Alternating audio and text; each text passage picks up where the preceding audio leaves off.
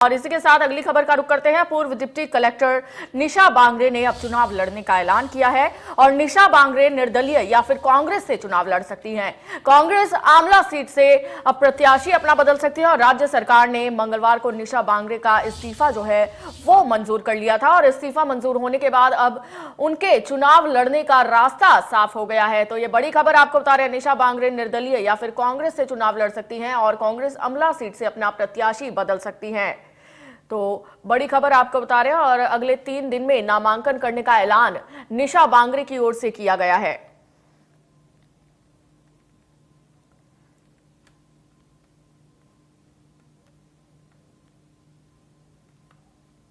तो आपको बता दें, निशा बांगरे अब निर्दलीय या फिर कांग्रेस से चुनाव लड़ सकती हैं और इसी के साथ कांग्रेस आमला सीट से अपना प्रत्याशी भी बदल सकती है।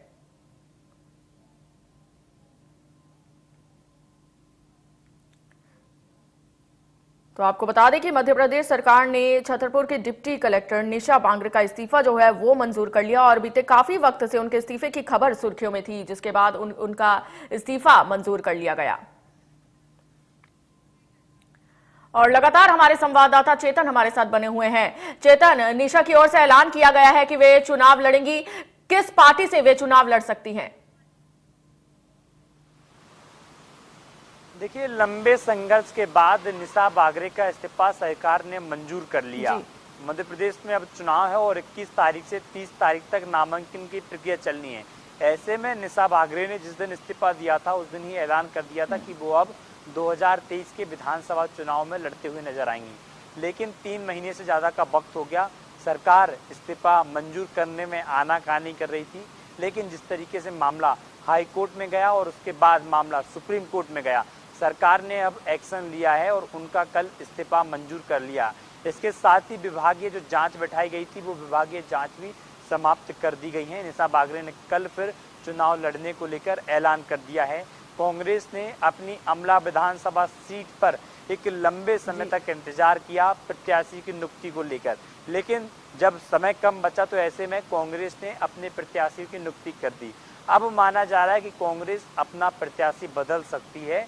तो अगर कांग्रेस अपना प्रत्याशी बदल सकती है तो निशा बांगरे अब 2023 के विधानसभा चुनाव में कांग्रेस से लड़ते हुए नजर आएंगी। अगर कांग्रेस ने अपना प्रत्याशी नहीं बदला तो ऐसे में निशा बांगरे निर्दलीय चुनाव लड़ने की तैयारी कर रही हैं, क्योंकि निशा बांगरे ने अपने इस्तीफा देने के बाद से ही आमला विधानसभा में सक्रियता बना ली थी और वहां के लोगों से रूबरू होने लगी थी। शासकीय सेवा के साथ जन सेवा करना चाहती थी। यही कारण था कि उनने सरकार को अपना इस्तीफा दिया था, क्योंकि लगातार लंबे समय से निशा बांगरे जो है आमला विधानसभा सीट पर तो सक्रिय रही नहीं, क्योंकि शासकीय सेवा में रही तो जनता से सीधा सरोकार रहता है। वो सीधा सरोकार के साथ साथ कई काम ऐसे होते हैं जो शासकीय सेवा में रहते हुए नहीं कर सकते।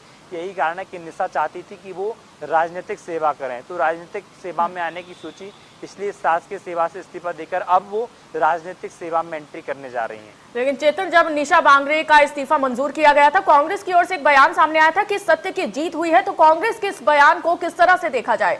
नारी शक्ति से रिलेटेड कांग्रेस की ओर से बयान दिया गया था, तो किस तरह से इस बयान को देखा जाए?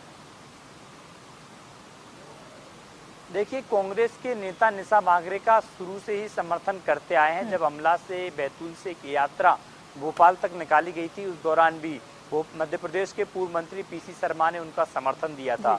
जब निशा बांगरे का मामला हाई कोर्ट और सुप्रीम कोर्ट में गया तो कांग्रेस के दिग्गज नेता और वरिष्ठ अधिवक्ता विवेक तनखा ने उनकी पैरवी की थी।